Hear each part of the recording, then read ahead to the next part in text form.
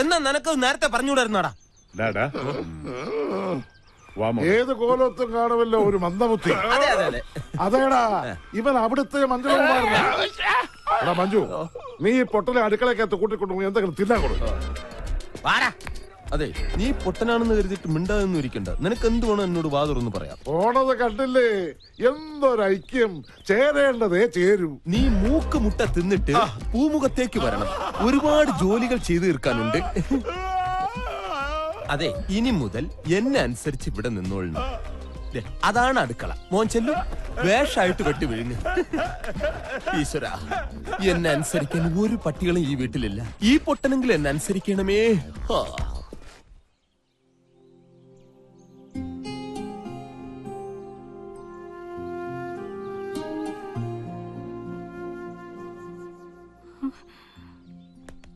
എന്തോ ആലോചിച്ചോണ്ട് നിക്കുവാ. അതെ, ഈ പാത്രങ്ങളൊക്കെ ഒന്ന് കഴുകി വെച്ചു എന്ന് വിചാരിച്ചേ കയ്യിലെ വളയൊന്നും ഊരി പോകത്തില്ല. അയ്യടാ വന്നിരിക്കുന്നു.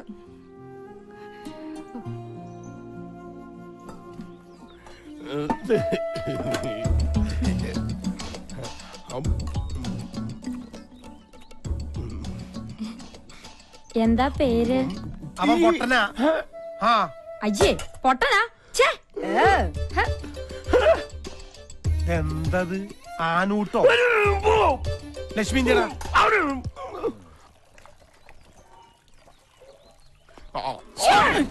ഇപ്പോഴെങ്കിലും ഇങ്ങോട്ട് എത്തിയോ? അങ്ങോട്ട് ഇരിക്ക്. ഞാൻ എത്ര നേരമായിട്ട് കാത്തിരിക്കാന്നറിയോ? ഭക്ഷണത്തിന്റെ ഉള്ളിലേ ഞാനൊരു സാധനം വെച്ചിട്ടുണ്ട്.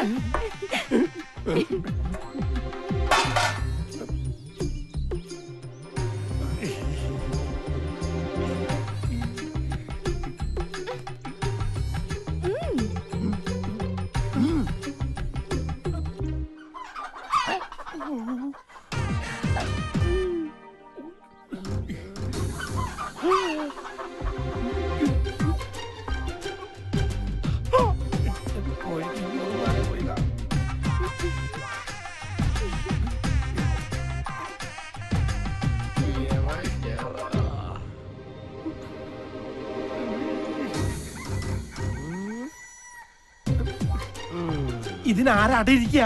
ഒന്നും പറയണ്ട, ഇവിടെ ഇരുന്ന് എല്ലാം കഴിച്ചിട്ട് പോയാ മതി. ദേ 2 ദിവസമായിട്ടേ ഭക്ഷണം തീരെ കഴിക്കണില്ല.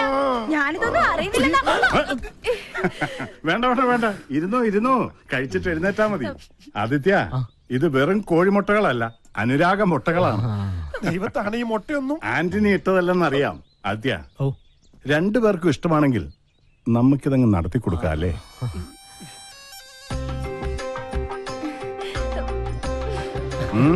കൊടുക്കണം കൊടുക്കുന്നുണ്ട്. കോഴിമുട്ടയിൽ കൂടോത്രമെന്ന് കേട്ടിട്ടുണ്ട്. മുട്ടയിൽ പ്രേമം ആദ്യമായിട്ടാ.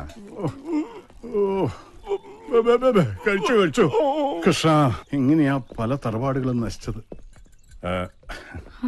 നമസ്തേ. ആദിത്യന്റെ ഒരു അകന്ന ബന്ധു കൂടിയാണെന്ന് ഇവനിപ്പൊ പറഞ്ഞപ്പോഴാണ് അറിഞ്ഞത്. തന്നെ കൊണ്ട് അധികം പണികൾ ചെയ്യിക്കണ്ട എന്ന റെക്കമെൻഡുമായിട്ട് വന്നിരിക്കുകയാണ് ഇയാൾ. മാനേജർ ഒരു കാര്യം പറഞ്ഞാൽ കേൾക്കാതിരിക്കാൻ പറ്റില്ലല്ലോ. അതുകൊണ്ട് ഇന്നു മുതൽ തറവാടിനുള്ളിലെ കാര്യങ്ങൾ ശ്രദ്ധിച്ചാ മതി. എന്താണോ പോരെ?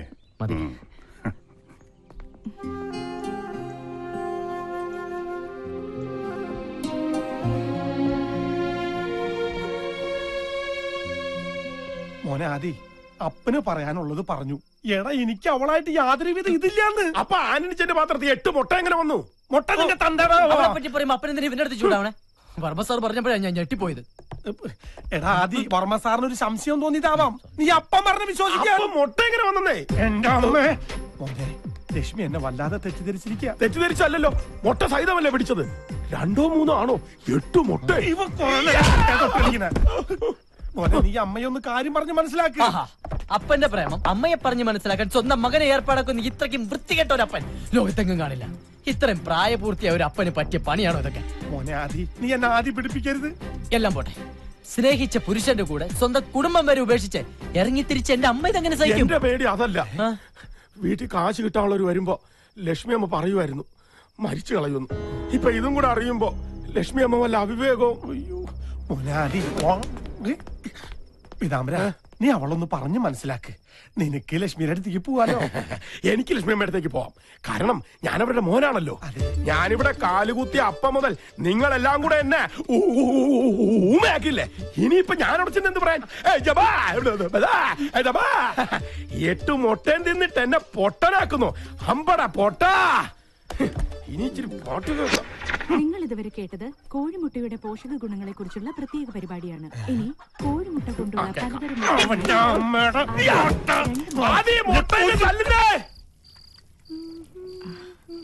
അയ്യോ, ഇതൊക്കെ ഞാൻ ഒറ്റയ്ക്ക് ചെയ്തോളാം ചേച്ചി. ഞാനൊന്ന് നടുനിവർത്തണമെങ്കിൽ പാതിരാ കഴിയും. കുഴപ്പമില്ല. ഒന്ന് വേഗം പോയി കുളിച്ചിട്ട് വാടി. പെണ്ണിന്റെ കാര്യം.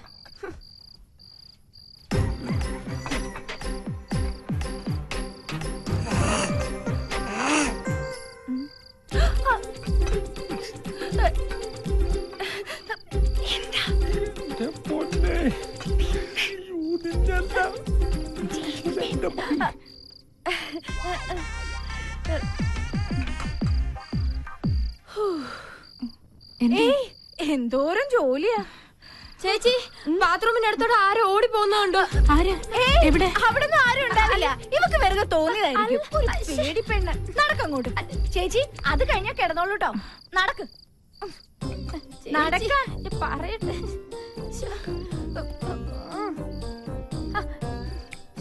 ഇവിടെ എങ്ങും ആരും ഇല്ലെന്ന്. അങ്ങോട്ട് കുളിച്ചേ. പറയട്ടെ. കുളിക്കണ്ടതാ. ഇവിടെ ഒരു കാര്യം.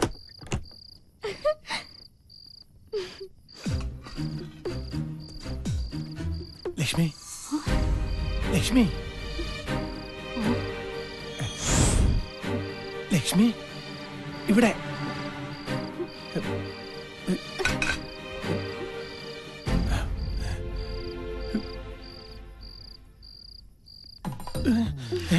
വർമ്മസാറ് പറഞ്ഞപ്പോഴേ എനിക്കറിയായിരുന്നു ഇന്ന് രാത്രി എന്നെ കാണാൻ വരുമെന്ന്.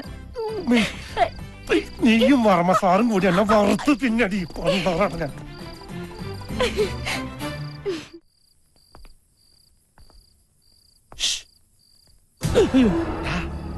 അപ്പനാ. അപ്പനെന്താ ഇരുട്ടത്ത്? എന്തിയെ പേടിച്ചോ? ഇതല്ലാതെ അപ്പനിങ്ങനെ ഇരുട്ടത്ത് ഒന്ന് പല്ലടിച്ച് കാണിച്ചു കഴിഞ്ഞാ പിന്നെ ഇരുട്ട് വരെ പേടിച്ചു പോകൂലേ? ആദ്യേ അമ്മേനെ കാണാൻ അപ്പൻ അടുക്കള വഴിക്ക് ഒരു ശ്രമം നടത്തിയിടാ. എന്നെ തിരിഞ്ഞു പോലും നോക്കില്ല അവള്. മറ്റവള് നോക്കിയിട്ടുണ്ടാവുമല്ലോ. എന്റെ മോനെ. ഓരോന്ന് വരുത്തി വെച്ചിട്ട് നിന്ന് മൂങ്ങുന്ന കണ്ടില്ലേ? അതെ, അവിടെ തന്നെ നിന്നോ. ഞാൻ അമ്മയൊന്ന് ചാക്കിട്ട് നോക്കാം. പിന്നെ ഈ ഇരുട്ടില് ചിരിക്കാതെ നിന്നോളണം. ഇതിലിരുട്ടേതാ അപ്പനേതാ?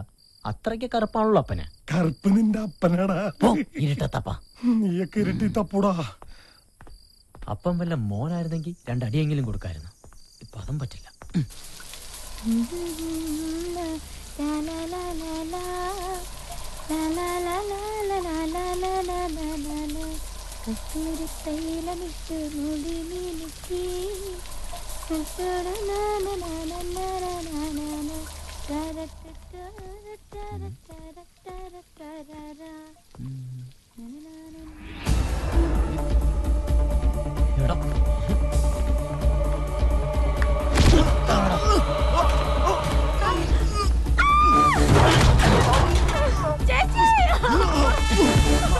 പിള്ളേര് കുളിക്കുന്നത് അതിന് പുറത്ത് തരണം.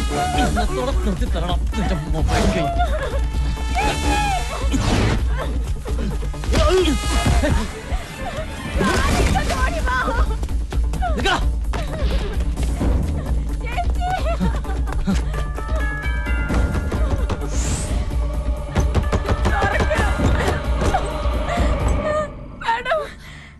കുളിക്കുമ്പോ ഞാൻ അറിയാത്ത മൊബൈൽ ഫോണിലെ ക്യാമറയിൽ എന്നെ വിട. ഞാൻ പറയട്ടെ.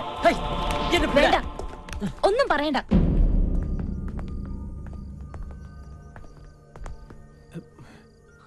എല്ലാരും ഉറങ്ങാൻ കിടന്നപ്പോ നീ ആരെ കാണാൻ അങ്ങോട്ട് പോയത്?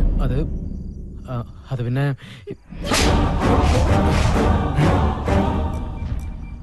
മോളെ,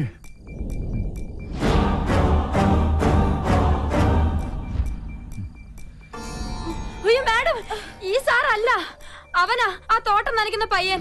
ഈ സാറ് വന്ന് പിടിച്ചപ്പോഴാ ഞാൻ പോലും കാര്യം അറിയുന്നത്.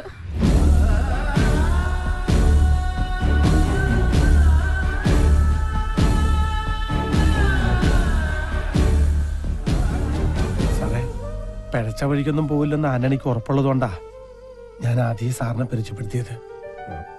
സാറിന്റെ മകൾ ഇവിടുത്തെ രാജകുമാരിയാണെങ്കിൽ ഈ നിൽക്കുന്നത് ഞങ്ങളുടെ രാജകുമാരനാ.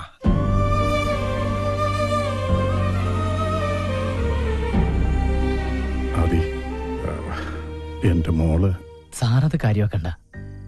സ്വന്തം നാട്ടുകാരന് തല്ല് കിട്ടിയപ്പോ ഇദ്ദേഹത്തിന് വേദനിച്ചിട്ടുണ്ടാവും. കുഞ്ഞുനാളിൽ ഒരുപാട് എടുത്തുകൊണ്ട് നടന്നിട്ടുള്ളതാണേ. ആ സ്നേഹവും വാത്സല്യം കൊണ്ട് പറഞ്ഞതായിരിക്കും. പാവം. അതി അന്നി പറഞ്ഞതിൽ ഒരു തെറ്റുമില്ല. തെറ്റുകാരി എന്റെ മോളാണ്. മോളെ, ഇന്ന് വരെ ഈ തറവാട്ടിൽ ഒരു പെണ്ണും ആണിനെ അടിച്ചിട്ടില്ല. മോള് ആദിയോട് മാപ്പ് പറയാൻ. മാപ്പ് പറയാനുള്ള തെറ്റൊന്നും സാറിന്റെ മകള് ചെയ്തിട്ടില്ല.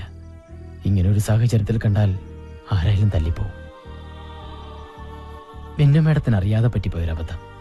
ഞാനത് ക്ഷമിച്ചിരിക്കുന്നു. അബദ്ധം പറ്റിയവരോട് ക്ഷമിക്കുന്നിടത്താണ് നമ്മുടെ മനസ്സിന്റെ മഹത്വം നമ്മളെ കാണിക്കേണ്ടത്. Good night.